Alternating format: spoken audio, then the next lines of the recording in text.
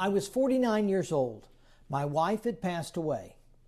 How does someone find a new romantic relationship at that age? The short answer is that a person finds this type of relationship the same way anyone of any age or gender does. Let's find out how. Interpersonal communication is communication between two or more interdependent people. This video will tackle the tricky subject of initiating and growing interpersonal communication in romantic and family relationships. You might ask how these two types of relationships are the same. Whether you're discussing a romantic relationship or family relationships, there are certain characteristics that are the same. First, they are both intimate and deep relationships. Second, they are both relationships that come with expectations that all the parties are expected to fulfill. And third, they are both relationships that take a lot of commitment to make them work and find fulfillment within. You might say that families are different, and they are in the traditional sense that a family is something that you're born into. But the reality is that family is not that simple. Many people are not a part of a traditional family, or dysfunctional relationships have torn a birth family apart. Family is really a choice. You might create your family from people you have chosen, but they are no less a family just because they did not give birth to you. The skills to create a romantic or family relationship that works are the same. You are creating an interdependent relationship that is more intimate and committed than just a friendship. So how does this process of finding and creating a romantic or a bonded family relationship happen?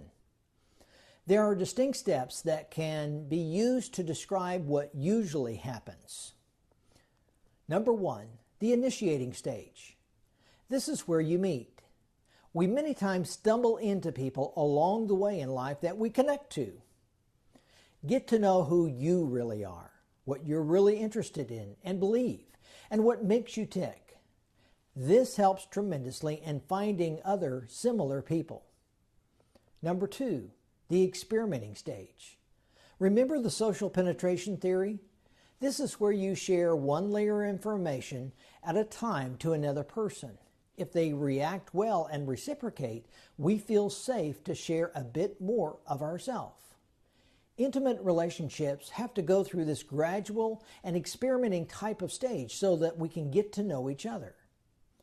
Number three, the intensifying stage. Now the layer of sharing increases and the depth of information intensifies.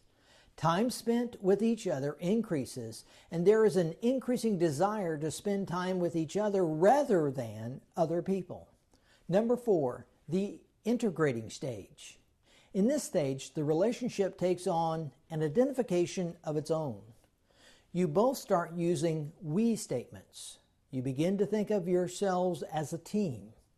You have a deepening level of commitment to the relationship and respect for it. Number five, the bonding stage.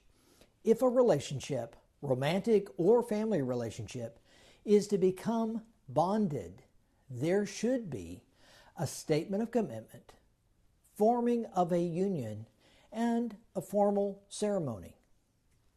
Do all relationships reach the fifth stage? Some, maybe many, do not. Some never get past the first or second stages.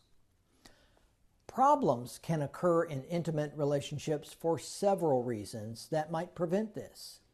In an intimate relationship, some people like to skip steps or ignore steps. Now, remember that a physical relationship is not the same as an intimate relationship at all.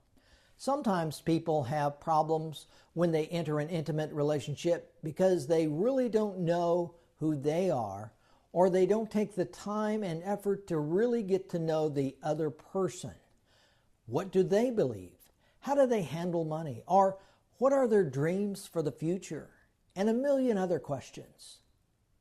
And last, many people have problems because they've not planned for and do not know how to deal with conflict. Conflict will happen. In conflict, protect yourself. If a relationship is abusive, remove yourself from harm's way. Now, beyond an abusive relationship, if conflict happens, view it as an opportunity to grow. Don't just bail because you found out you are different.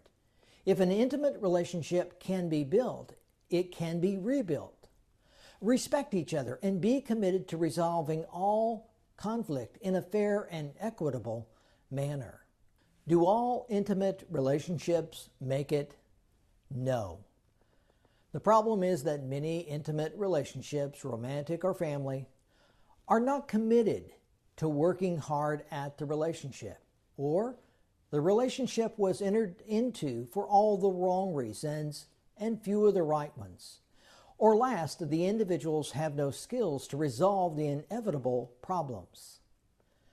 This video series has been dedicated to not only teaching you theories and information about the subject of interpersonal communication.